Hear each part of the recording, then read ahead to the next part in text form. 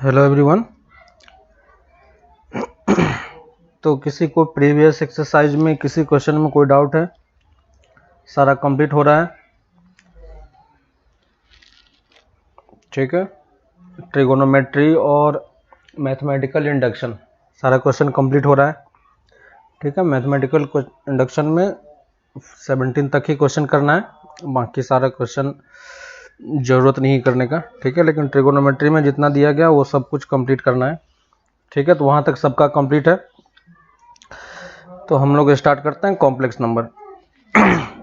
तो last class में मैंने ये बताया था कि कॉम्प्लेक्स नंबर किस फॉर्म का होता है।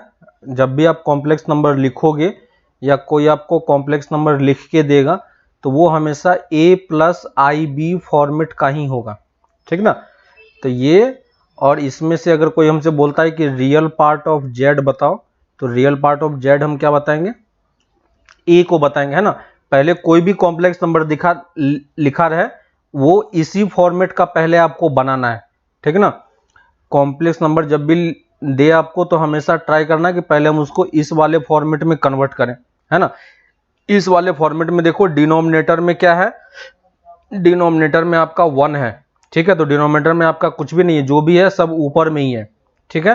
तो जब इस टाइप से होगा तब हम रियल पार्ट ऑफ जेड क्या बोलेंगे, है ना। आर ई ऑफ जेड मतलब क्या हो गया? Real part of Z. और इमेजिनरी पार्ट ऑफ जेड, है ना, क्या होगा? बी होगा।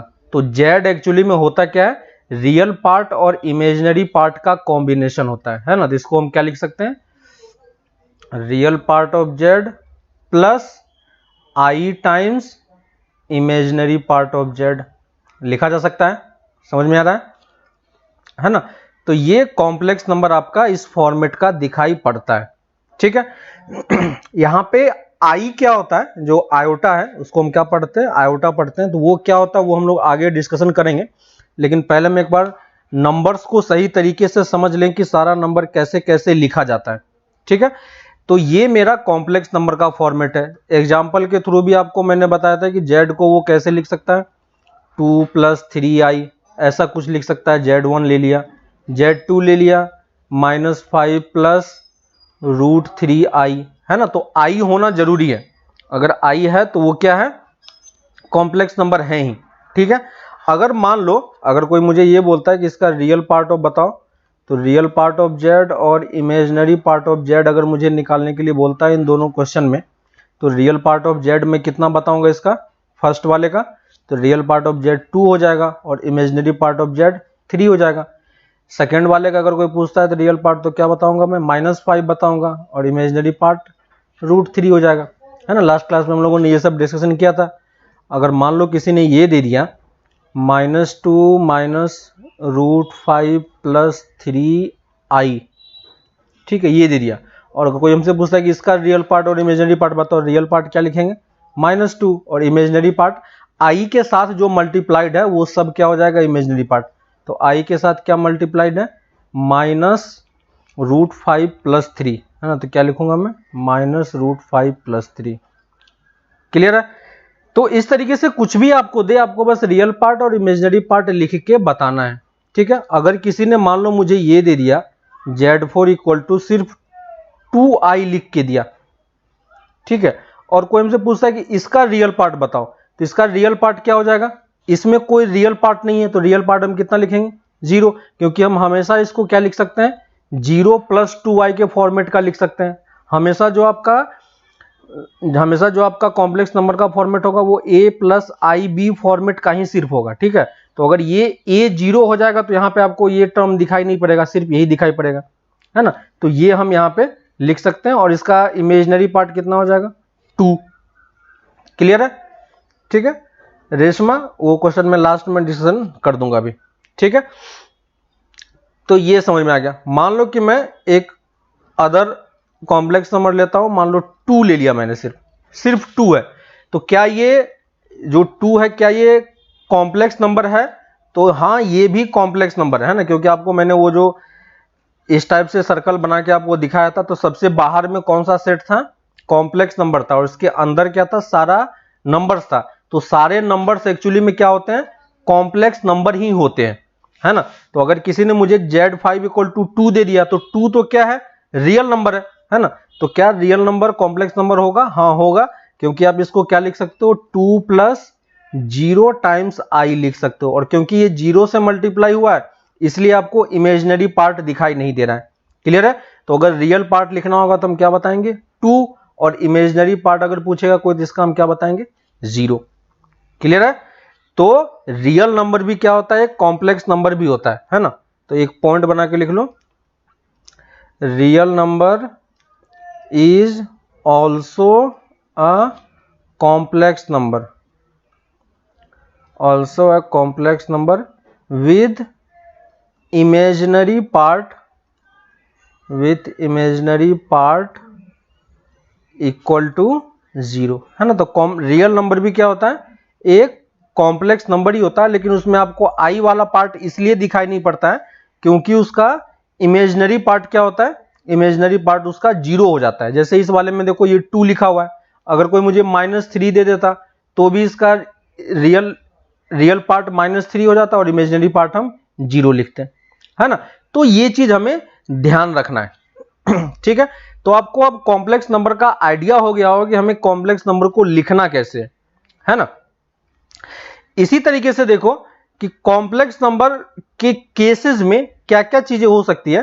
तो कॉम्प्लेक्स नंबर की चीजें में अगर हम ऑपरेशंस की बात करें, ठीक है, ऑपरेशन की अगर हम बात करें तो कॉम्प्लेक्स नंबर को आप क्या कर सकते हो, ऐड कर सकते हो, है कि ना।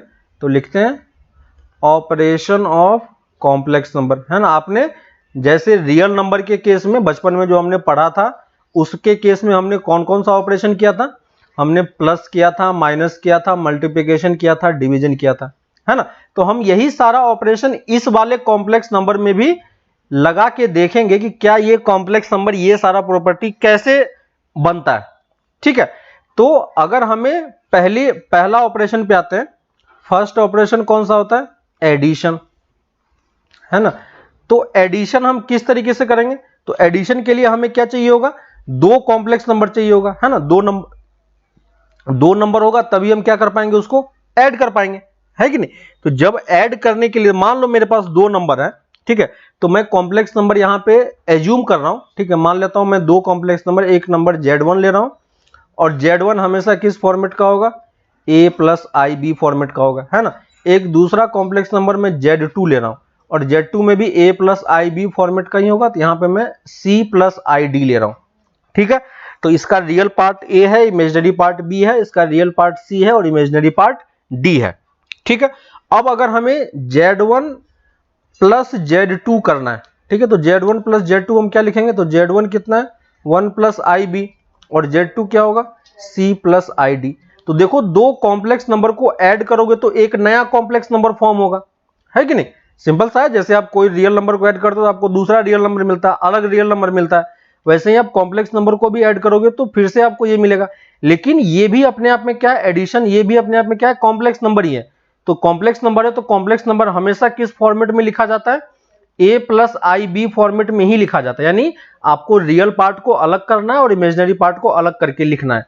तो यहां पे देखो रियल पार्ट क्या है, A और C, तो इन दोनों को हम अलग अलग ऐड कर सकते हैं, है ना। तो A प्लस C और इस इमेजिनरी पार्ट दोनों को हम अलग अलग ऐड करेंगे। तो I देखो दोनों में कॉमन है तो मैंने I बाहर ले लिया और B प्लस D कर दिया, ठीक है, समझ में आ गया। तो ये मेरा क्या हो गया, Z1 प्लस Z2 हो गया, है ना। तो कॉम्प्लेक्स नंबर को ऐड कैसे करना है समझ में आ रहा है। कॉम्प्लेक्स नंबर का जब एडिशन होगा तो आपको रियल पार्ट को रियल पार्ट के साथ ही ऐड करना है और इमेजिनरी पार्ट को इमेजिनरी पार्ट के साथ ही ऐड करना है। क्लियर है ना। तो इस पॉइंट को बना के लिख लो, in addition of complex number, complex number को मैं CN से लिख रहा हूं, बार बार उतना लंबा नहीं लिखेंगे, है ना। तो in addition of complex number real part is added with real part and imaginary part is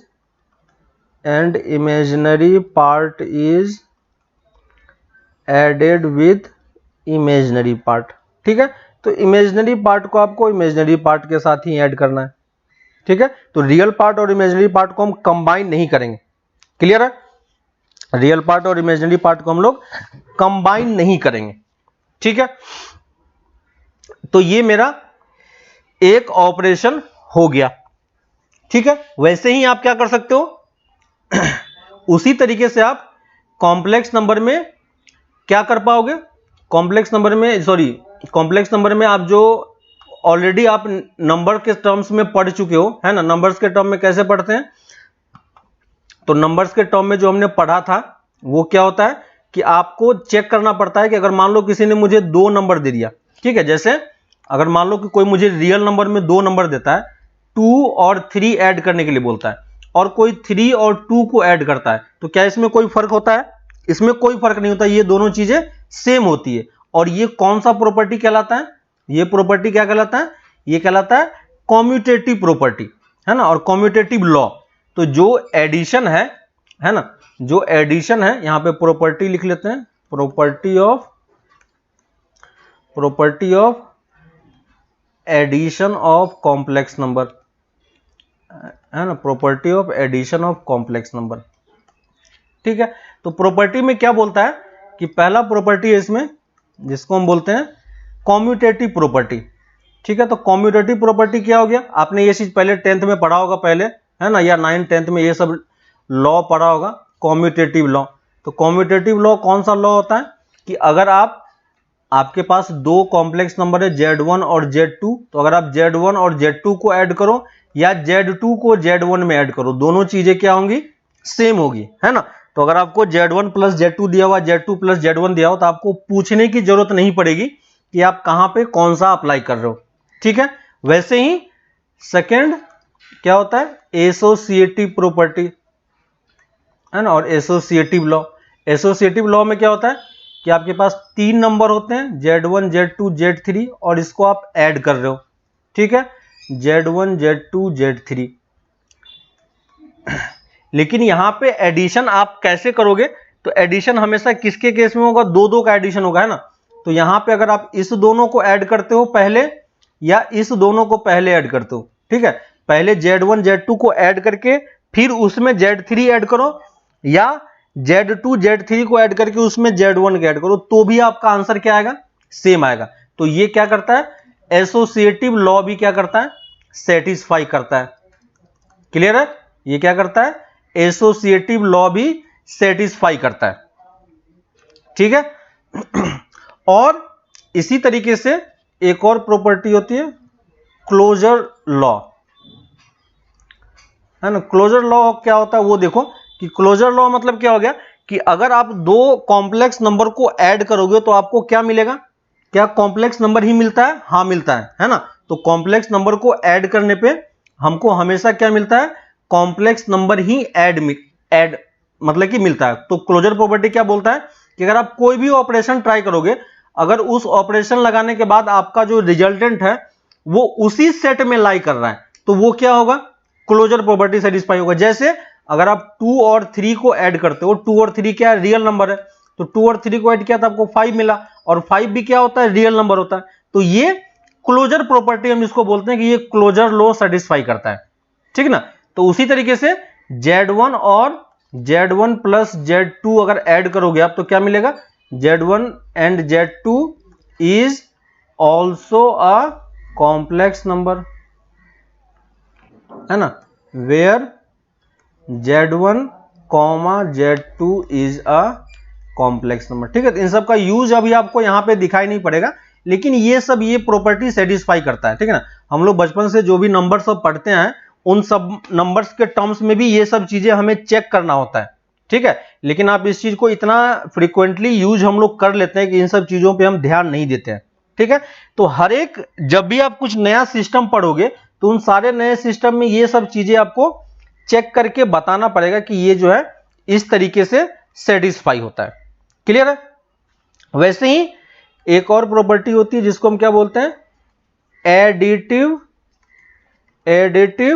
identity, जिसको हम क्या बोलते हैं, एडिटिव आइडेंटिटी, ठीक है। तो कभी कभी आपको ये एडिटिव आइडेंटिटी निकालने के लिए बोला जाता है तो एडिटिव आइडेंटिटी क्या होता है? एडिटिव आइडेंटिटी हम किसको बोलते हैं? तो आइडेंटिटी मतलब हो गया कि अगर आपको कोई एक नंबर दे दे, जैसे मैंने रियल नंबर में ले लिया 2 ले लिया, ठीक है, और इसमें आपको हमारा ऑपरेशन क्या है? एडिशन करना है, तो आप 2 में क्या ऐड करोगे कि आपको फिर से 2 ही मिल जाए, है ना? 2 में आप क्या ऐड करोगे कि आपको 2 मिल जाए? यहां पे आप क्या पुट करते हैं? 0 पुट करते हैं। तो हम 0 को क्या बोलते हैं? Additive identity. किसके लिए? रियल नंबर के केस में। वैसे ही कॉम्प्लेक्स नंबर के केस में भी एडिटिव आइडेंटिटी क्या होता है? एडिटिव आइडेंटिटी भी एक 0 कॉम्प्लेक्स नंबर ही होता है ना? तो एडिटिव आइडेंटिटी यहां पे क्या होगा? 0 कॉम्प्लेक्स नंबर, है ना? 0 कॉम्प्लेक्स नंबर। और 0 कॉम्प्लेक्स नंबर मतलब क्या हो गया? 0 प्लस 0i, और इसको डायरेक्टली सिंपली हम 0 भी लिखते हैं। मतलब क्या हो गया कि आप किसी भी कॉम्प्लेक्स नंबर में 0 ऐड करोगे तो आपको क्या मिलेगा? सेम वही कॉम्प्लेक्स नंबर मिलेगा, है ना? तो इसको हम क्या बोलते हैं? एडिटिव आइडेंटिटी, ठीक है। और इसी में एक और चीज होता है, एडिटिव इनवर्स। इसी में एक और चीज होता है, एडिटिव इनवर्स। एडिटिव इनवर्स क्या करता है? जैसे कॉम्प्लेक्स रियल नंबर के केस में आपके पास कोई 2 नंबर है, तो इसमें आप क्या ऐड करोगे कि आपको आइडेंटिटी मिल जाए? तो रियल नंबर के केस में आइडेंटिटी क्या होता है? 0। तो हम इसमें क्या ऐड करेंगे कि हमें 0 मिल जाए? तो क्या ऐड करना पड़ता है? -2 ऐड करना पड़ता है। वैसे ही कॉम्प्लेक्स नंबर के केस में भी, कॉम्प्लेक्स नंबर के केस में हमारे पास आइडेंटिटी क्या होती है? 0 होती है ना? तो हमें एक अगर कॉम्प्लेक्स नंबर दे दे और पूछे कि इसमें आप क्या ऐड करोगे कि आपको 0 मिल जाए, तो हम क्या ऐड करेंगे? माइनस टाइम्स जेड ऐड करेंगे, है कि नहीं? तो एडिटिव इनवर्स क्या होता है? यहां पे जो -z होता है, -z इज कॉल्ड, लिख लो, -z is called additive inverse, ठीक है। तो अगर आपको एडिटिव इनवर्स निकालने के लिए बोले तो आपको क्या करना है? सिंपली उस z में माइनस से मल्टीप्लाई कर देना है। क्लियर है? तो इस तरीके से आप एडिटिव इनवर्स भी कैलकुलेट कर सकते हो, ठीक है। तो ये हमारे पास फर्स्ट ऑपरेशन हो गया, किसका? कॉम्प्लेक्स नंबर का, ठीक है। इसी में दूसरा ऑपरेशन पे आते हैं, डिफरेंस, ठीक है। डिफरेंस ऑफ कॉम्प्लेक्स नंबर, है ना? Difference of complex number. फिर से वही चीज कि अगर मैं 2 कॉम्प्लेक्स नंबर ले लूं, Z1 और Z2, ठीक है, तो Z1 में ले रहा हूं a प्लस IB और Z2 में ले रहा हूं C प्लस ID, ठीक है, और दोनों को मैं माइनस करूंगा, Z1 माइनस Z2, तो क्या होगा? a plus IB minus C plus ID, और बाकी आपको सॉल्व करना आता है, क्या लिखेंगे? a plus IB minus C minus ID, है ना? और फिर से रियल पार्ट को कंबाइन कर लो, तो a minus C plus I times b minus d, देखो, है ना? तो यहां पे रियल पार्ट के साथ सब्ट्रैक्ट हो रहा है, इमेजिनरी पार्ट के साथ सब्ट्रैक्ट हो रहा है, ठीक है। तो यहां पे लिख लो पॉइंट बना के, in difference of complex number, real part is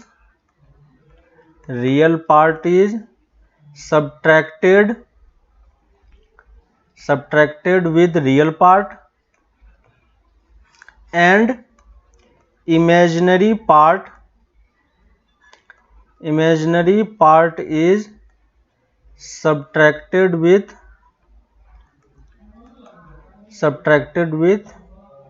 imaginary part,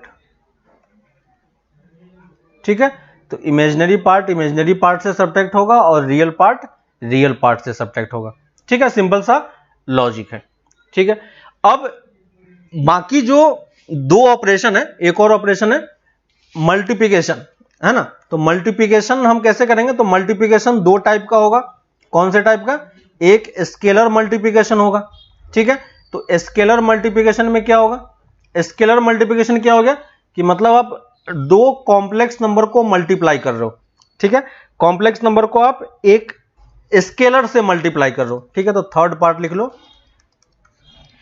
third part में scalar multiplication of complex number, है ना? तो स्केलर मल्टीप्लिकेशन मतलब क्या हो गया कि हमारे पास कोई एक नंबर होगा, ठीक है, रियल नंबर, यानी अगर हमारे पास कोई एक कॉम्प्लेक्स नंबर z है, ठीक है, हमारे पास कोई कॉम्प्लेक्स नंबर z है a प्लस आई बी, ठीक है, और इस z में मैं क्या कर रहा हूं, z में एक लेमडा से मल्टीप्लाई कर रहा हूं। लेमडा क्या है, एक कांस्टेंट है, ठीक है, लेमडा क्या है, एक कांस्टेंट है, और लेमडा किसको बिलोंग कर रहा है, lambda belong to real number. तो रियल नंबर में से कोई भी एक नंबर लेके आप z को मल्टीप्लाई करोगे तो क्या फर्क पड़ेगा, तो लेमडा के साथ आप z लिख दो a प्लस आई बी, और क्या लिख पाएंगे, lambda a plus I times lambda b, ठीक है। तो देखो क्या हो गया कि लेमडा से हमने मल्टीप्लाई किया तो रियल पार्ट भी लेमडा से मल्टीप्लाई हुआ और इमेजिनरी पार्ट भी लेमडा से मल्टीप्लाई हो गया, है कि नहीं, रियल पार्ट भी लेमडा से मल्टीप्लाई हुआ और इमेजिनरी पार्ट भी लेमडा से मल्टीप्लाई हुआ, ठीक है। तो यहां पे पॉइंट बना के लिख लो, if a scalar is multiplied, if a scalar is multiplied with complex number then real part and imaginary part will also get multiplied by lambda, ठीक है। तो आप लेमडा से मल्टीप्लाई करोगे तो क्या होगा, इस टाइप से मल्टीप्लिकेशन हो जाएगा, ठीक है। मैं कुछ एग्जांपल ले लेता हूं, जितना कुछ हमने पढ़ा है अभी तक, है ना, जितना कुछ हम लोगों ने पढ़ा है अभी तक, उन सब के बेसिस पे मैं कुछ एग्जांपल लेके आपको सॉल्व करके दिखाता हूं, है ना। जैसे मान लो कि मैं एक कॉम्प्लेक्स नंबर ले रहा हूं z1 2 प्लस 3i, ठीक है, और z2 में ले रहा हूं 5 माइनस 2i, ठीक है। और देखो अगर मैं z1 प्लस z2 कैलकुलेट करूंगा तो z1 प्लस z2 आप क्या लिखोगे, रियल पार्ट को रियल पार्ट से ऐड करना है तो ये कितना हो जाएगा 3, और इमेजिनरी पार्ट को इमेजिनरी पार्ट से ऐड करना है तो 3 माइनस 2 कितना हो जाएगा प्लस 1i, है ना। तो 1 नहीं लिखते हैं, है ना, 1 की जगह पे आप डायरेक्टली सिर्फ i लिख दो तो बाय डिफॉल्ट 1 है ही, ठीक है। z1 माइनस z2 करेंगे तो क्या होगा, z1 माइनस z2 क्या हो जाएगा, आपको z1 के रियल पार्ट में से z2 के रियल पार्ट को सब्ट्रैक्ट करना है तो ये कितना हो जाएगा, और इसको और दूसरे तरीके से लिखोगे तो क्या होगा 2 प्लस 5 प्लस 3 माइनस 2i, है ना, वही चीज है, बस मैं इसको थोड़ा सा अलग अलग करके लिख दे रहा हूं, ठीक है। z1 माइनस z2 करेंगे तो क्या होगा 2 माइनस 5 प्लस 3 माइनस 2, है ना, और ये क्या हो जाएगा i कैप, तो ये क्या लिखेंगे -3 प्लस 5i कैप, है ना।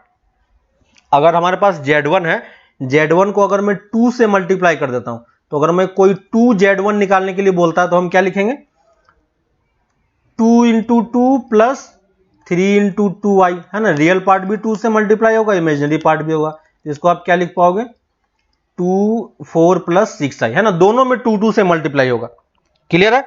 तो इस तरीके से आप सारे ऑपरेशंस कर सकते हो जो हमने 3 टाइप के ऑपरेशन अभी सीखे हैं, ठीक है। तो 3 टाइप का ऑपरेशन हमारे पास हो गया।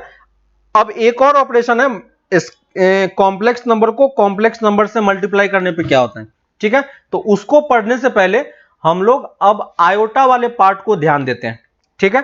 तो जो हमने z लिखा था, यहां पे मैं लिख रहा हूं आयोटा, और आयोटा को मैं कैसे डिनोट करते हैं i, ठीक है। तो जो हमारा z होता है, z को हम क्या लिखते हैं a प्लस आई बी लिखते हैं, है ना। तो ये जो i होता है यही i क्या कहलाता है, ये जो i है यही i क्या कहलाता है हमारा आयोटा। इसको हम कैसे पढ़ते हैं, आयोटा से पढ़ते हैं, लास्ट क्लास में ही मैंने आपको बताया था। अब आयोटा एक्चुअली में आता कैसे है ना। तो आयोटा की वैल्यू कितनी होती है देखो, तो आयोटा को लिखा जाता है iota equal to root over -1, ठीक है, रूट ओवर -1, ठीक है। तो ये चीज ध्यान रखना कि आयोटा किसके इक्वल होता है, रूट ओवर -1 के इक्वल होता है, ठीक है। अब अगर कोई आपसे ये पूछता है कि बताओ आयोटा क्या होगा, पॉजिटिव होगा या नेगेटिव होगा, ये क्या होगा, तो आप क्या बताओगे, है ना। तो आयोटा, इसका पॉइंट लिख लो, iota is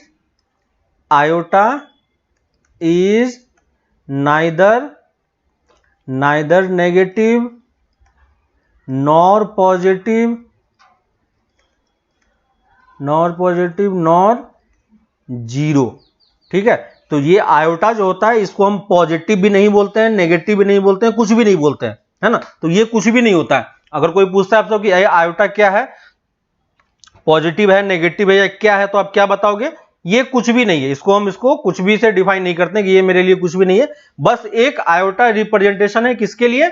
minus root over minus one के लिए। ठीक है, तो जहां कहीं भी आपको रूट ओवर माइनस वन दिखाई पड़े, ठीक है, कहीं भी आपको रूट ओवर माइनस वन दिखाई पड़े तो उसको आप क्या लिख सकते हो?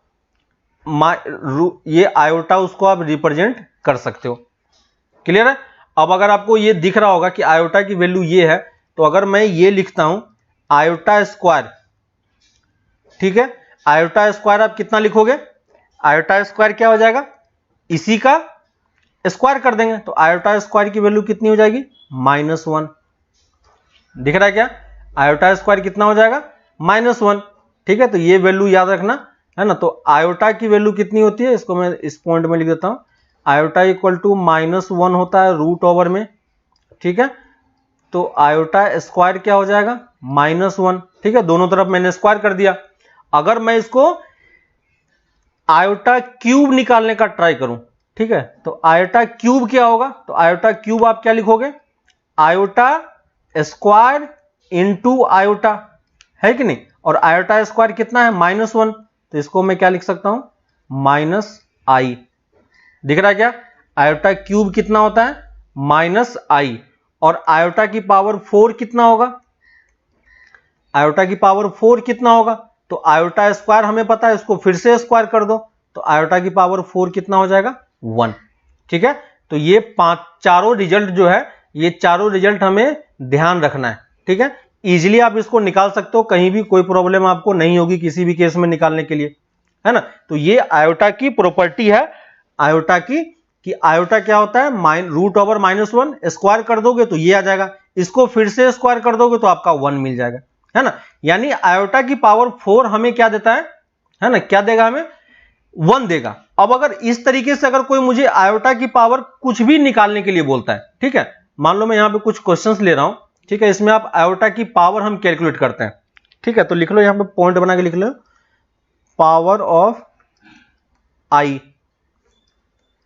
ठीक है, तो पावर ऑफ आई के बारे में अगर मैं बात करूं, अगर कोई मुझसे बोलता है कि आई की पावर 8 कितना होगा, तो आप क्या बताओगे? आई की पावर 8 अगर कोई पूछता है तो क्या बताओगे? तो हमें आई की पावर 8 तो नहीं पता है, लेकिन हमें यह पता है कि आई की पावर 4 कितना होता है? 1 होता है। तो इसको मैं क्या लिख सकता हूं? इसको मैं क्या लिख सकता हूं? आई की पावर 4 का होल स्क्वायर। आई की पावर 8 को मैं ये भी तो लिख सकता हूं, और आई की पावर 4 कितना होता है? 1। तो ये क्या लिखा हुआ? 1 स्क्वायर। तो आयोटा की पावर 8 की वैल्यू भी क्या होगी? 1 ही होगी, है कि नहीं।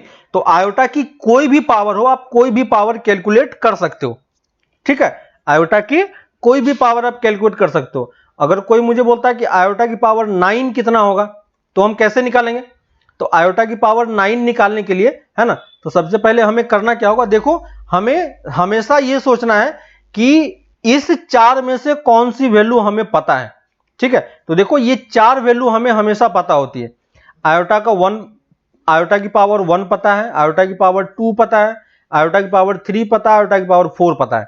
ठीक है, और आयोटा की पावर 4 जो होता है वो क्या दे देता है आपको? 1 दे देता है। ठीक है, तो ये एक इंपॉर्टेंट प्रॉपर्टी होता है आयोटा के लिए, जो हमें ध्यान रखना है कि आयोटा की पावर 4 हमेशा क्या देगा आपको? 1 देगा। ठीक है, तो अगर कोई मुझसे आयोटा की पावर 9 पूछता है, तो सबसे पहले हम ये खोजेंगे कि इस आयोटा की पावर 9 में आयोटा की पावर 4 कितना है। ठीक है, तो आप सिंपली क्या करो, 9 को आप 4 से डिवाइड करो।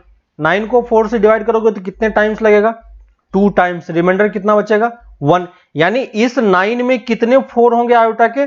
2 पावर 4 का आएगा, है कि नहीं? समझ में आ रहा है? तो देखो, 9 को मैं यहां पे, आपको ये डिवीजन वाला ये रूल भी पता होगा, 2 इंटू 4 प्लस 1 भी लिख सकते हैं, है ना। तो देखो, आयोटा की पावर 9 को मैं क्या लिख सकता हूं? 2 इंटू 4 प्लस 1, है ना।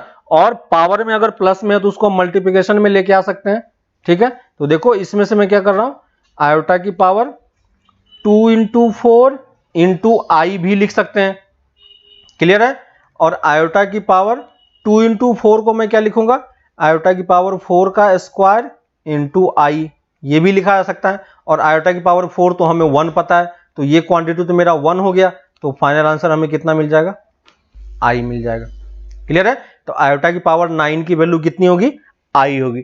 तो जब भी आपको आयोटा की कोई भी पावर निकालने के लिए बोले तो हमेशा जो पावर होगा वो इसी 3 में से किसी एक वैल्यू होगा, या तो -1 होगा, है ना, या तो -i देगा, या नहीं तो 1 देगा, है ना। तो ये 4 वैल्यू जो है, ये 3 वैल्यू हमेशा आयोटा की पावर में हमें मिलता रहेगा, ठीक ना। तो ये चीज हमें ध्यान रखना है। इस तरीके से अगर आपको आयोटा की कोई भी पावर निकालने के लिए देता है तो अब आप इजीली कैलकुलेट कर पाओगे, है ना। अब यहां से आगे आप कोई भी पावर कैलकुलेट कर सकते हो। जैसे अगर कोई मुझे ये बोलता है कि आयोटा की पावर, मान लो कोई सा भी मैं रैंडम नंबर ले लेता हूं 576, ठीक है। तो अगर कोई मुझे पूछता है कि आयोटा की पावर 576 कितना होगा, तो मैं क्या करूंगा, सबसे पहले इस 576 को 4 से डिवाइड करूंगा, ताकि मुझे पता चले कि इसमें आयोटा की पावर 4 में कितने टर्म है ना। तो 4 से डिवाइड करोगे तो कितने टाइम्स लगेगा, 1 टाइम्स, ये क्या हो गया 7, 4 टाइम्स 16, और ये देखो क्या हो गया, कंप्लीटली ये 4 से डिवाइड हो गया, है ना। तो 4 से अगर ये डिवाइड हो गया तो आप क्या लिखोगे, आयोटा की power 4 whole to the power 144, और आयोटा की पावर 4 कितना होता है 1, तो 1 टू द पावर 144 कितना दे देगा आपको 1। क्लियर है, निकाल पाओगे, समझ में आ रहा है ना। तो आयोटा की कोई भी पावर आपको निकालने के लिए दिया जाता है तो आप इस तरीके से कैलकुलेट करके बता सकते हो, ठीक है। मान लो अगर कोई मुझे बोलता है कि आयोटा की पावर 2038 आपको निकालना है, ठीक है, इसकी वैल्यू बताओ, तो फिर से मैं क्या करूंगा, 2038 को मैं 4 से डिवाइड करूंगा, कितने टाइम्स लगेगा 20, है ना, ये कैंसिल हो गया, ये 3, एक 0 डालना पड़ेगा, है ना, और कितने टाइम्स लगेगा 9 टाइम्स, तो देखो 2 रिमाइंडर बचा, यानी इसमें आयोटा की पावर 4 कितना है 504 टाइम्स, है ना। तो इसको मैं क्या लिख सकता हूं, आयोटा की power 4 whole raise to the power 509 into जो रिमाइंडर बच गया है उसको आयोटा की पावर में लिख दो, तो आयोटा स्क्वायर भी लिख सकते हैं, है ना। और ये वैल्यू हमें फिर से कितना दे देगा 1 दे देगा, है ना। तो ये वैल्यू किसके इक्वल हो गया, आयोटा स्क्वायर के, और आयोटा स्क्वायर कितना होता है ये तो हमें पता है -1, तो इसकी वैल्यू कितनी हो जाएगी -1। समझ में आ रहा है क्या, किसी को समझ में आ रहा है कि क्या किया मैंने, है ना। तो आयोटा की कोई भी पावर आपको निकाल के दे हमेशा हम इस तरीके से लिख सकते हैं, ठीक है। अगर मान लो कि किसी ने मुझे ये दे दिया 1/आयोटा दे दिया, ठीक है, डिनोमिनेटर में आयोटा दिया, तो कभी भी डिनोमिनेटर में अगर आयोटा आता है तो हम डिनोमिनेटर में आयोटा को डील नहीं करेंगे। क्या करेंगे, सबसे पहले आप आयोटा को ऊपर लेके जाओ, तो ऊपर लेके हम कैसे जाएंगे, ऊपर नीचे आप क्या करो, आयोटा से मल्टीप्लाई कर दो, ठीक है। तो आयोटा से मल्टीप्लाई किया तो ऊपर में आई हो गया और नीचे क्या हो गया, आई स्क्वायर हो गया, और आई स्क्वायर की वैल्यू कितनी होती है -1, और ये -1 हो गया तो हम इसको यहां पे माइनस लिख सकते हैं, है ना। तो सिंपली हमारा आंसर क्या हो गया -1 हो गया, -i हो गया, ठीक है। तो कभी भी आप आंसर इस तरीके से √-1 के फॉर्म में नहीं लिखोगे, है ना। कहीं भी √-1 होगा तो उसको हम i से रिप्लेस कर देंगे। क्लियर है। अगर कोई मुझे ये बोलता है कि इसकी वैल्यू बताओ कितनी होगी, आयोटा की 1/आयोटा की पावर 3 किसी ने मुझे ये दे दिया, ठीक है। तो आयोटा की पावर कोई 3 देगा तो मैं क्या करूंगा, हम इसको 3 नहीं चाहिए तो मैं ऊपर नीचे i से मल्टीप्लाई किया। i से ही क्यों मल्टीप्लाई किया, क्योंकि नीचे क्या बन जाएगा, देखो आयोटा की पावर 4 बन जाएगा, और आयोटा की पावर 4 कितना हो जाता है 1, तो ये डायरेक्टली किसके इक्वल है, i के इक्वल है। क्लियर है क्या, क्लियर है, समझ में आ रहा है कैसे मैं कर रहा हूं, ठीक है।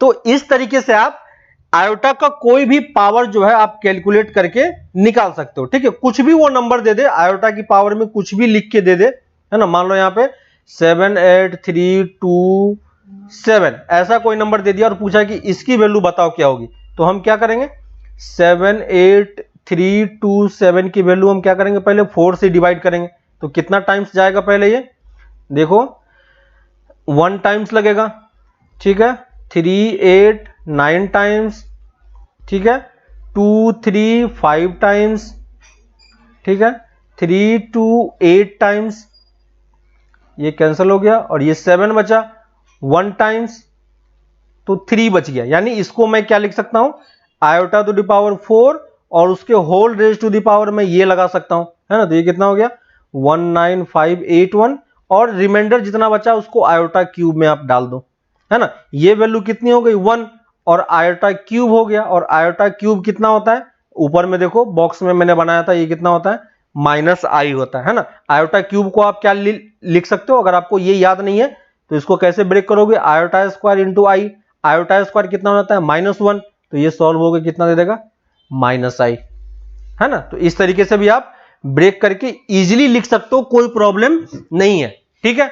तो यहां तक समझ में आ गया कि आयोटा की कोई भी पावर हो आप क्या कर पाओगे, उसको सिंपली इस तरीके से कर सकते हो, ठीक है।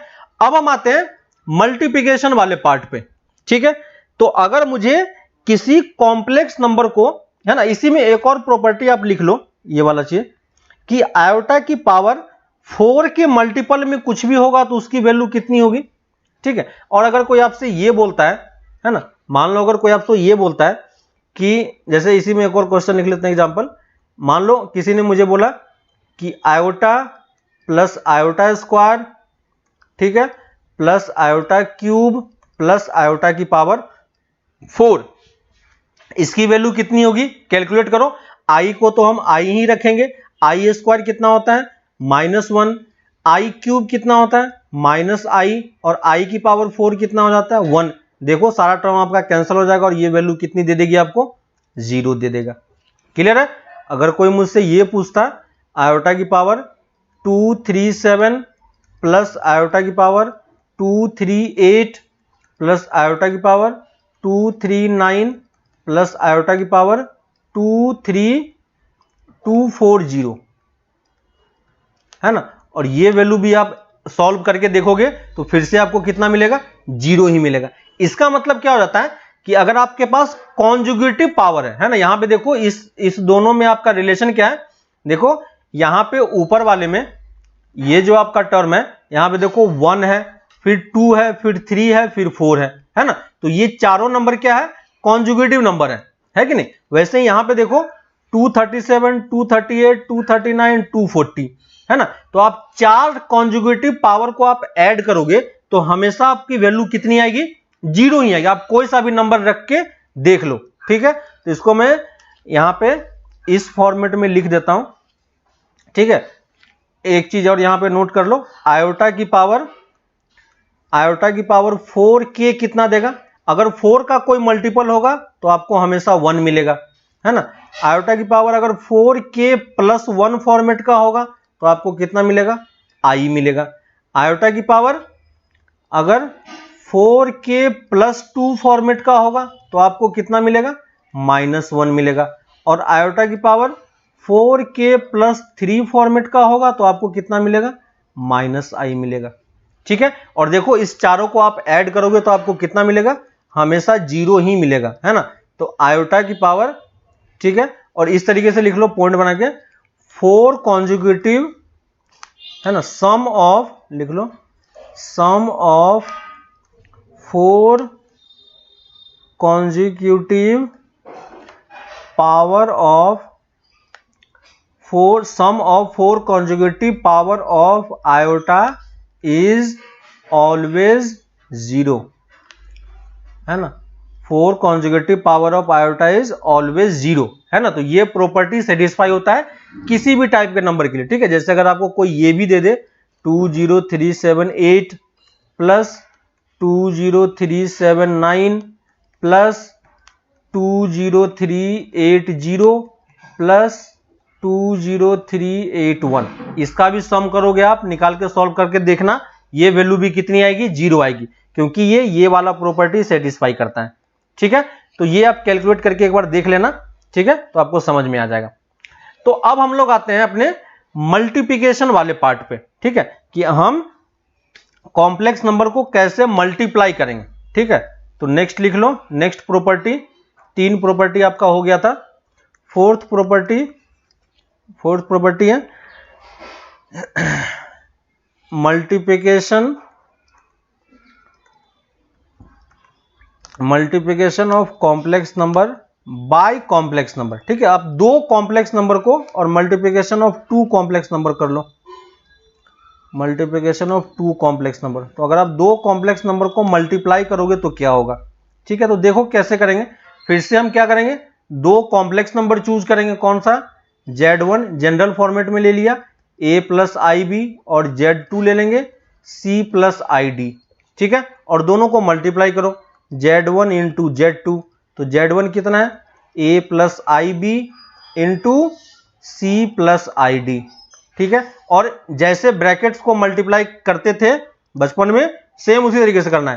पहले a किससे मल्टीप्लाई होगा, a इस ब्रैकेट के हर एक नंबर से मल्टीप्लाई होगा, फिर आई बी इस ब्रैकेट के हर एक नंबर से मल्टीप्लाई होगा, ठीक है। तो इसको मैं ब्रैकेट को ओपन करके मैं ये भी लिख सकता हूं, a into C plus I d plus I b into C plus I d, है ना। और देखो अब यहां से मल्टीप्लाई करोगे, देखिए कितना हो जाएगा, a into C plus I into A D, इसमें तो कोई फर्क नहीं पड़ेगा, प्लस आई बी इससे मल्टीप्लाई होगा, तो ये क्या हो जाएगा, I B C plus I D किससे मल्टीप्लाई होगा, आई बी से, क्लियर है। और देखो ए सी प्लस, यहां से देखो मैं इसको कंबाइन कर सकता हूं, आई मैंने कॉमन ले लिया, तो a D plus B c, और प्लस यहां पे देखो आई आई मिलके क्या दे देगा आपको, आई स्क्वायर दे देगा, है ना, आयोटा स्क्वायर दे देगा। और आयोटा स्क्वायर कितना हो जाता है, -1, तो इसको मैं क्या लिखूंगा, माइनस टाइम्स बी डी, ठीक है। और यहां से फिर से आप रियल पार्ट और इमेजिनरी पार्ट को कंबाइन करोगे, तो A C minus B D plus I times A D plus B C, है ना। तो ये कॉम्प्लेक्स नंबर Z1 और Z2 का मल्टीप्लिकेशन है, ठीक है। ये फॉर्मूला आपको याद नहीं रखना है, ठीक है। सिंपली अगर आपके पास दो कॉम्प्लेक्स नंबर होगा तो जो नॉर्मली आप जैसे ब्रैकेट्स के टर्म में मल्टीप्लाई करते हो, सेम वैसे ही मल्टीप्लाई करोगे, ठीक है। जैसे एग्जांपल के लिए मैं ले लेता हूं, अगर कोई मुझे पूछता है कि 2 plus 3i into 4 plus 7i, इसका मल्टीप्लिकेशन क्या होगा, तो मैं सिंपली मल्टीप्लाई करूंगा, मुझे फॉर्मूला याद करने की जरूरत नहीं है। 2 पहले किससे मल्टीप्लाई होगा, इस दोनों से, तो क्या लिखूंगा मैं इसको, 8 प्लस 14i, दिख रहा है। और 3i को मैं इस दोनों से मल्टीप्लाई करूंगा, तो 3i इससे मल्टीप्लाई होगा तो कितना दे देगा, 12i, दिख रहा है। और जब 3i प्लस इससे मल्टीप्लाई होगा तो आई मिलके क्या दे देगा आपको, है ना, आई मिलके क्या देगा, -1, और 7 और 3 मिलके कितना देगा, 21। बस इसको आप अलग से सॉल्व कर लो, ठीक है। तो 8 माइनस 21 कितना दे देगा, 13, -13, और 14 प्लस 22 12 कितना दे देगा, +26i, दिख रहा है। तो इस तरीके से आप सिंपल मल्टीप्लिकेशन कर सकते हो, कोई प्रॉब्लम नहीं है कहीं पे भी। सिंपली आप, ये नॉर्मल मल्टीप्लिकेशन है, सिंपली आप मल्टीप्लाई करो और देखो कि कैसे हम इसको सॉल्व कर सकते हैं, ठीक है। वैसे ही मल्टीप्लिकेशन का भी प्रॉपर्टी होता है, फिर से जैसा हमने एडिशन में चेक किया था, सेम हमें मल्टीप्लिकेशन की भी प्रॉपर्टी चेक करनी होती है, ठीक है। तो मल्टीप्लिकेशन की भी प्रॉपर्टी लिख लेते हैं, property of multiplication of complex number. तो कॉम्प्लेक्स नंबर को, दो कॉम्प्लेक्स नंबर को अगर आपस में मल्टीप्लाई करेंगे तो पहली चीज जो वो सेटिस्फाई करेगा वो कौन सा होगा, है ना, पहली चीज जो सेटिस्फाई करेगा वो क्या होगा, ये कॉम्यूटेटिव प्रॉपर्टी सेटिस्फाई करता है, जो हमने ऊपर में किया था सेम ये भी यहां पे भी, है ना, कॉम्यूटेटिव लॉ ये शो करता है। यानी दो कॉम्प्लेक्स नंबर को आप किसी भी तरीके से मल्टीप्लाई करो, Z1 को Z2 से मल्टीप्लाई करो, देखो यहां पे मैंने पहले इसको इससे मल्टीप्लाई किया, आप इसको पहले लिखो इसको बाद में लिखो, कोई फर्क नहीं पड़ेगा, है ना, आंसर आपका सेम आएगा। तो Z1 Z2 और Z2 Z1 आपको क्या मिलेगा, सेम मिलेगा, ठीक है। दूसरा, एसोसिएटिव लॉ भी सेटिस्फाई करता है। एसोसिएटिव लॉ क्या करता है, क्योंकि हम मल्टीप्लाई कर रहे हैं तो हम 3 नंबर को मल्टीप्लाई करेंगे, Z1 Z2 Z3, है ना, और Z1 Z2 Z3, और ये बोलता है कि आप किसी भी तरीके से मल्टीप्लाई करो। मान लो पहले आपने Z1 Z2 को मल्टीप्लाई किया, फिर Z3 को बाद में मल्टीप्लाई किया, या आपने Z2 Z3 को मल्टीप्लाई किया, Z1 को बाद में मल्टीप्लाई किया, फाइनल आंसर आपका दोनों में क्या आएगा, सेम ही आएगा, ठीक है। तो ये हमारा एसोसिएटिव लॉ हो गया। थर्ड है क्लोजर लॉ, ठीक है। क्लोजर लॉ फिर से क्या होगा कि अगर आप मल्टीप्लाई करोगे Z1 Z2 को, तो मल्टीप्लाई करने के बाद भी आपको क्या मिलेगा, कॉम्प्लेक्स नंबर ही मिलेगा। तो Z1 Z2 is also a complex number. ठीक है, तो क्लोजर प्रॉपर्टी क्या बोलता है कि अगर आप मल्टीप्लाई करो तो उसी सेट में आपका लाई करना चाहिए, है ना। तो Z1 Z2 को आप मल्टीप्लाई करोगे तो आपका उसी सेट में कॉम्प्लेक्स नंबर ही फिर से मिलेगा, जहां पे Z1 और Z2 अपने आप में क्या है, कॉम्प्लेक्स नंबर है। ठीक है, इसी में फोर्थ प्रॉपर्टी है जिसको हम बोलते हैं मल्टीप्लिकेटिव। जैसे वहां पे हमने एडिटिव लिखा था वैसे हम यहां पे लिख रहे हैं मल्टीप्लिकेटिव आइडेंटिटी, है ना। मल्टीप्लिकेटिव आइडेंटिटी क्या होगा, यानी आपको दो नंबर को क्या करना है, मल्टीप्लाई करना है। ठीक है, और दो नंबर को नहीं, एक कॉम्प्लेक्स नंबर अगर आपको दिया हुआ है, इसमें आप क्या मल्टीप्लाई करोगे कि आपको फिर से सेम कॉम्प्लेक्स नंबर मिल जाए, है ना। वहां पे एडिशन था इसलिए हम ऐड लिख रहे थे, यहां पे हम मल्टीप्लिकेशन कर रहे हैं तो हम मल्टीप्लिकेशन लिखेंगे, प्रॉपर्टी सेम है। तो जेड को आप किससे मल्टीप्लाई करोगे कि आपको 1 मिलेगा, सॉरी जेड ही मिलेगा, तो आपको क्या मल्टीप्लाई करना पड़ेगा, 1 मल्टीप्लाई करना पड़ेगा, है ना। तो मल्टीप्लिकेटिव इनवर्स यहां पे क्या होता है, ठीक है लिख लो, सॉरी मल्टीप्लिकेटिव आइडेंटिटी क्या होता है, 1 + 0i, है ना। ये क्या है, कॉम्प्लेक्स नंबर ही है, लेकिन 1 + 0i को 0i नहीं लिखेंगे, क्या लिखेंगे, 1 ही लिखेंगे। तो 1 यहां पे क्या होगा, 1 इज दी मल्टीप्लिकेटिव आइडेंटिटी। ठीक है, 1 is the multiplicative identity, clear है। और फोर्थ में है मल्टीप्लिकेटिव इनवर्स। ठीक है, मल्टीप्लिकेटिव इनवर्स। तो मल्टीप्लिकेटिव इनवर्स किसको बोलेंगे, यानी आपके पास एक नंबर दिया हुआ है, इस नंबर को, है ना, अगर कॉम्प्लेक्स नंबर के बारे में बात करें तो आपके पास एक नंबर दिया हुआ है जेड, इस कॉम्प्लेक्स नंबर को आप किससे मल्टीप्लाई करोगे कि आपको फिर से क्या मिल जाए, 1 मिल जाए। 1 क्या है, हमारा आइडेंटिटी है ना। तो इस कॉम्प्लेक्स नंबर को आप किससे मल्टीप्लाई करोगे कि आपको जेड मिल जाए, तो किससे मल्टीप्लाई करना पड़ेगा, 1/z से। ठीक है, तो मल्टीप्लिकेटिव इनवर्स क्या होता है ना, 1 लिख लो, 1/z इज दी मल्टीप्लिकेटिव, है ना, ये आपको निकालने के लिए बोला जाता है मल्टीप्लिकेटिव इनवर्स ऑफ जेड। ठीक है, तो आपको अगर कोई जेड दिया हुआ है और बोल रहा है कि उसका मल्टीप्लिकेटिव इनवर्स फाइंड करो, तो आप क्या लिखोगे, 1/z लिखोगे। ठीक है, जैसे एग्जांपल के थ्रू मैं आपको यहां पे समझाता हूं कि मान लो हमें किसी ने एक नंबर दिया, बोल रहा है find the multiplicative inverse of 2 + 3i। ठीक है, क्वेश्चन है हमारे पास, find the multiplicative inverse of 2 + 3i, है ना। तो हमें पता है मल्टीप्लिकेटिव इनवर्स क्या होता है, गिवन जेड का 1 में कर देते हैं, है ना। तो इसका हम मल्टीप्लिकेटिव इनवर्स क्या लिखेंगे, तो लिखेंगे मल्टीप्लिकेटिव इनवर्स इज 1/2 + 3i, है ना। ये हमारा आंसर हो गया। लेकिन हमें पता है कि ये क्या है, कॉम्प्लेक्स नंबर है, और कॉम्प्लेक्स नंबर हमेशा किस फॉर्मेट में होता है, a + ib के फॉर्मेट में होता है ना। देखो डिनोमिनेटर में हमारे पास कुछ नहीं होना चाहिए और 1 होना चाहिए, लेकिन यहां पे देखो कॉम्प्लेक्स नंबर ही कहां पे आ गया, डिनोमिनेटर में आ गया। तो हम इसको इस तरीके से आंसर नहीं करेंगे, हमें क्या करना होगा, इस कॉम्प्लेक्स नंबर को ऊपर ले जाके लिखना होगा। ठीक है, तो मल्टीप्लिकेटिव इनवर्स में इसी को आप z⁻⁻1 भी लिख सकते हो, कोई प्रॉब्लम नहीं है, दोनों चीजें सेम है। ठीक है, तो हमें इस फॉर्मेट में आंसर नहीं करना, ये इसका मल्टीप्लिकेटिव इनवर्स है, सही है, लेकिन जब हम आंसर करेंगे तो हमें पता है कि कॉम्प्लेक्स नंबर को जब हम लिखते हैं वो कैसे लिखते हैं, a + ib के फॉर्मेट में लिखते हैं। ठीक है, तो हम क्या करेंगे, यहां पे देखो 2 + 3i है, तो आप इसमें क्या करो, 2 - 3i से ऊपर नीचे मल्टीप्लाई कर दो।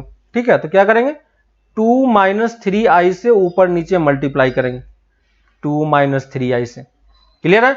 2 - 3i से मल्टीप्लाई किया, और देखो 2 - 3i से मल्टीप्लाई किया तो ऊपर में आपका क्या हो गया, ऊपर में आपका आ गया 2 - 3i, और डिनोमिनेटर में क्या आ गया, 2 + 3i इंटू 2 - 3i, दिख रहा है क्या। और 2 + 3i 2 - 3i को मल्टीप्लाई करना तो आपको आता है, जस्ट अभी हमने मल्टीप्लिकेशन सीखा है ना। तो देखो इस दोनों का जब आप मल्टीप्लाई करोगे तो क्या होगा, 2 2 से मल्टीप्लाई होगा 4, 2 - 3 से मल्टीप्लाई होगा -6i, है ना। 3 इससे मल्टीप्लाई होगा +6i, और ये 3i इस 3i से मल्टीप्लाई होगा तो i स्क्वायर दे देगा, तो ये माइनस माइनस प्लस हो जाएगा, है ना। और ये कितना दे देगा 3। तो देखो ये दोनों कैंसिल हो गया और आपको क्या मिला 13 मिला, है ना। तो डिनोमिनेटर में हमारे पास एक्चुअली में क्या आ गया 13 आ गया, दिख रहा है क्या। और यहां से जब आप लिखोगे तो कैसे लिखोगे इसको 2/13 माइनस 3/13i, है ना। देखो हमने a प्लस आई बी के फॉर्मेट में मैंने अपने आंसर को लिख दिया। तो अगर आपको इसका मल्टीप्लिकेटिव इनवर्स बोलता है तो आप ये आंसर नहीं करके इसको थोड़ा सा सिंप्लीफाई करके हम इस वाले फॉर्मेट में इसको क्या बोलेंगे, इसका आइडेंटिटी बोलेंगे, ठीक है। तो यहां पे आई है, ये क्लियर है। तो इस वाले फॉर्मेट को हम यहां पे क्या बोलेंगे, इनवर्स बोलेंगे, मल्टीप्लिकेटिव इनवर्स बोलेंगे, क्लियर है। तो जब भी आपके पास कोई नंबर दिया हो जो डिनोमिनेटर में हो तो कभी भी डिनोमिनेटर में हम कॉम्प्लेक्स नंबर को नहीं रखेंगे, ठीक है। जब भी आप आंसर करोगे हमेशा डिनोमिनेटर को आप कहां पे लेके जाओगे, ऊपर लेके जाओगे और तभी सॉल्व करोगे, ठीक है। जैसे अगर कोई मुझे ये नंबर दे देता है ना, बोलता है कि इसको सिंप्लीफाई करने के लिए, है ना, सिंप्लीफाई और कन्वर्ट इनटू, ठीक है, आपको बोला है convert into a plus I b, ठीक है। तो देखो यहां पे हमें a प्लस आई बी के फॉर्मेट में कन्वर्ट करने के लिए बोल रहा है। तो हम क्या करेंगे, जैसे मान लो हमारे पास क्वेश्चन है convert into a plus I b, पहला क्वेश्चन है हमारे पास 1 बाई, है ना, और मान लो यहां पे हमारा नंबर है 2 प्लस और 1 प्लस आई, सिंपल ले लेते हैं 1 plus I divided by 1 minus I, ठीक है। तो देखो यहां पे फिर से प्रॉब्लम क्या है कि डिनोमिनेटर में कॉम्प्लेक्स नंबर आ गया, ठीक है। तो डिनोमिनेटर में जब भी कॉम्प्लेक्स नंबर आएगा तो डिनोमिनेटर में हमें कॉम्प्लेक्स नंबर नहीं चाहिए, तो उसको हम कहां लेके चले जाएंगे, उसको हम न्यूमरेटर में लेके चले जाएंगे। और ऊपर में ले आने के लिए हमें क्या करना होगा, है ना, जो आई है आपका, आई के साइन को बस आप चेंज कर दो, ठीक है।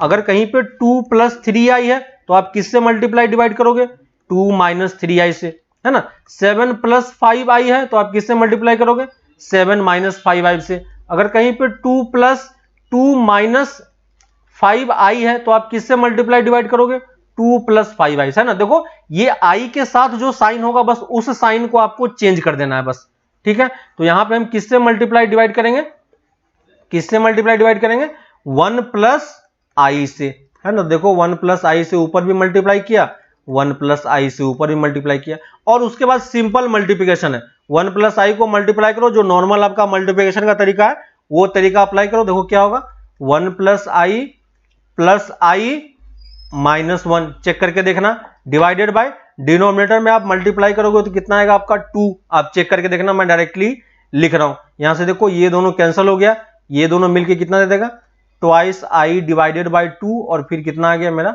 आई, क्लियर है। तो जब भी हमें आंसर लिखना होगा तो मैं ये आंसर सिंप्लीफाई फॉर्मेट में लिखा हुआ है ना। इसका अगर ये देखो ये क्या लिखा हुआ है, a प्लस आई बी के फॉर्मेट में लिखा हुआ है, a कितना है यहाँ पे 0 और b कितना है 1, है ना। तो हमेशा हमें इसी फॉर्मेट में आंसर करना होता है, कभी भी डिनोमिनेटर में हम कॉम्प्लेक्स नंबर को नहीं रखेंगे, ठीक है। अगर किसी ने मान लो मुझे यहाँ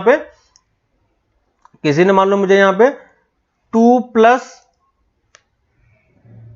2 प्लस आई दे दिया, ऊपर में 1 है, तो हम क्या करेंगे, इसको इस फॉर्मेट में नहीं रखेंगे, ऊपर नीचे हमें किससे मल्टीप्लाई करना होगा, 2 माइनस आई से ऊपर नीचे आप मल्टीप्लाई करोगे, है ना। तो 2 प्लस आई है, 2 माइनस आई है, और डिनोमिनेटर में सॉल्व करोगे तो आप सॉल्व करके देखना 5 आ जाएगा, है ना। तो जब भी आप इस तरीके से मल्टीप्लाई करोगे तो डिनोमिनेटर में हमेशा आपका क्या बन जाएगा, एक रियल नंबर बन जाएगा, ठीक है। आई वाला पार्ट आपका कैंसिल हो जाता है हमेशा। तो ये आंसर हम क्या लिखेंगे, 2/5 माइनस 1/5 इंटू आई, देखो, है ना। तो इस तरीके से आप किसी भी टाइप के मल्टीप्लिकेशन को क्या कर सकते हो, मल्टीप्लाई कर सकते हो, है ना। इस तरीके से आप इसको सॉल्व करके हमें लिखना है, क्लियर है ना। तो इस तरीके से आपको कहीं भी इस टाइप के क्वेश्चन में कोई प्रॉब्लम नहीं होगी आपको क्वेश्चन को सॉल्व करने में, क्लियर है। वैसे ही सेम टाइप से एक और ऑपरेशन है जिसको हम बोलते हैं डिवीजन, ठीक है। तो नेक्स्ट वाला लिख लो, 5th वाला, डिवीजन ऑफ कॉम्प्लेक्स नंबर, है ना, डिवीजन ऑफ कॉम्प्लेक्स नंबर। तो आप कॉम्प्लेक्स नंबर में डिवाइड भी कर सकते हो, है ना, कॉम्प्लेक्स नंबर में आप डिवाइड भी कर सकते हो। और डिवाइड करोगे तो क्या लिखोगे, Z1 और Z2, क्योंकि कॉम्प्लेक्स नंबर क्या है, एक नंबर है तो नंबर को आप क्या कर सकते हो, डिवाइड कर सकते हो, है ना। तो मान लो मैंने यहाँ पे कॉम्प्लेक्स नंबर ले लिया Z1 equal to a plus I b और Z2 ले लिया c प्लस आई डी, और यहाँ पे आप डिवाइड करोगे तो Z1 बाई Z2 होगा, है ना। Z1 क्या होगा, a plus I b divided by c plus I D.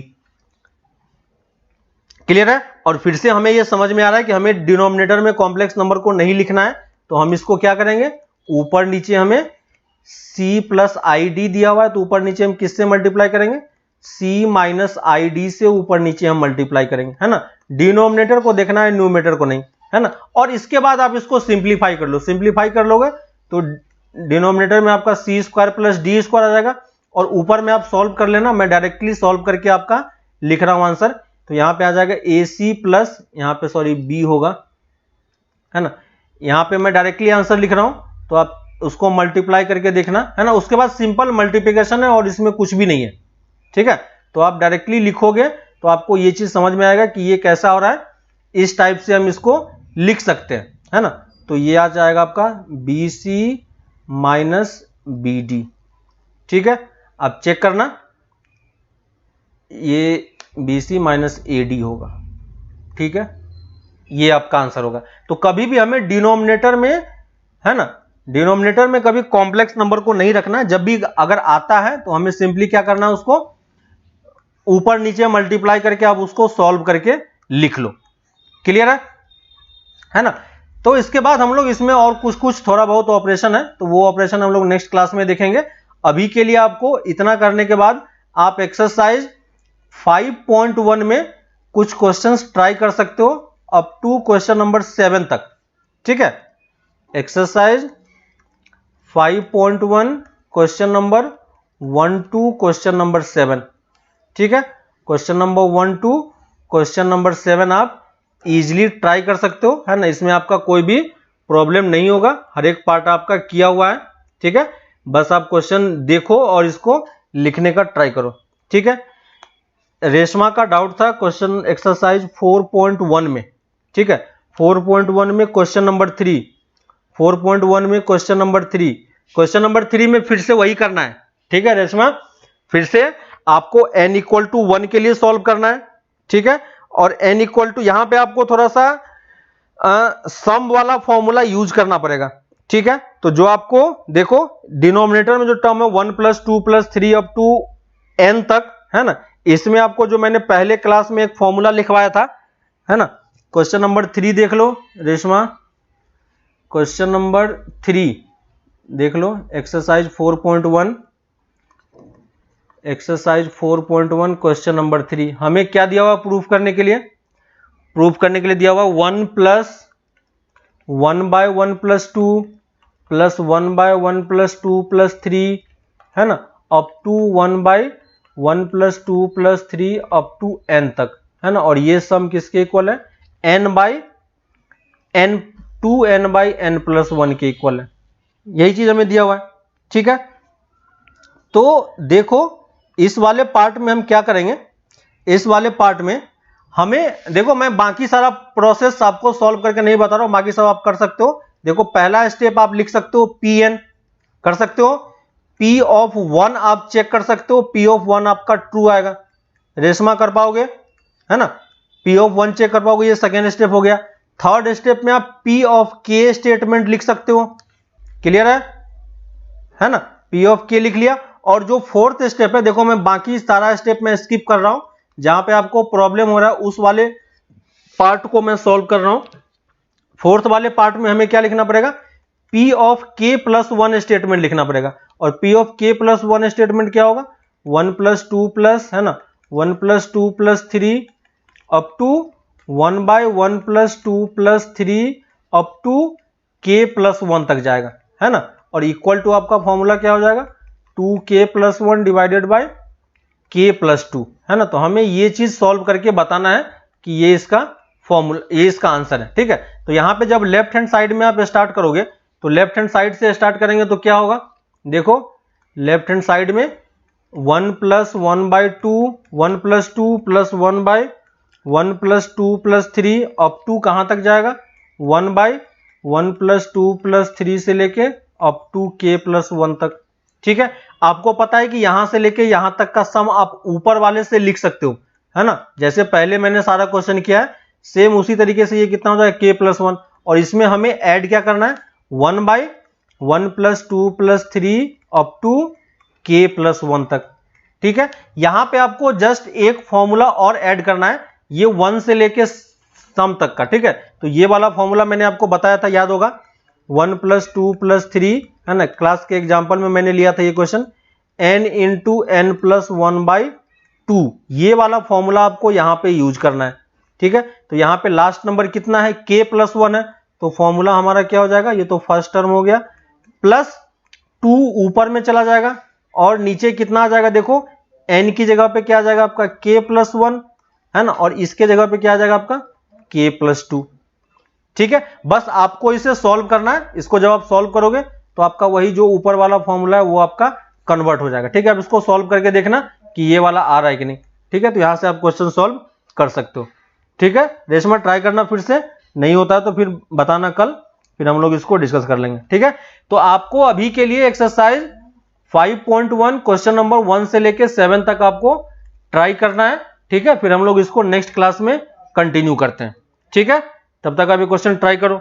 Okay, तो फिर हम लोग कल इसी को हम लोग आगे प्रोसीड करेंगे, थोड़ा सा पार्ट और बाकी है तो आपको समझ में आ जाएगा, फिर आप एक्सरसाइज कंप्लीट कर पाओगे। ओके, चलो बाय।